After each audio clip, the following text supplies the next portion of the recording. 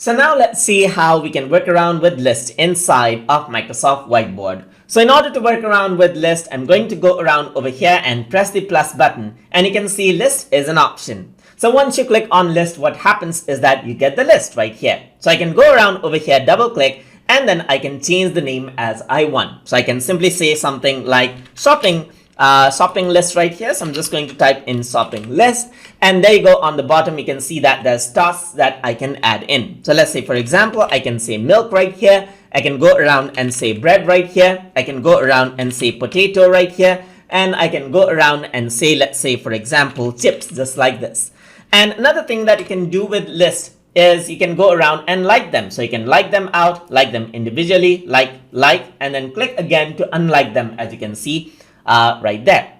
Apart from that, you can resize this, of course, as with any other objects, and you can click and drag this button right here, just like this, to rotate it around. And you can see that there's different option over here, like you can enter the reason title right here, just like this, and then edit it out, just like that.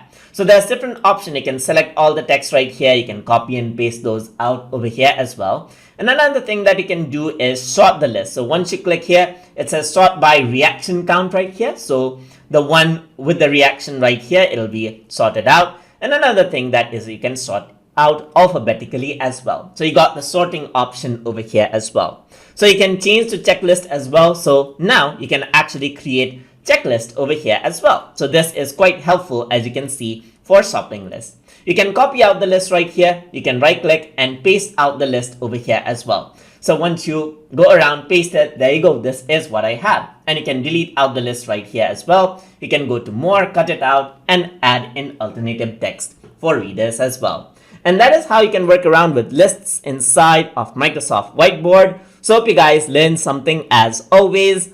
And as always, please like, comment, share, and subscribe.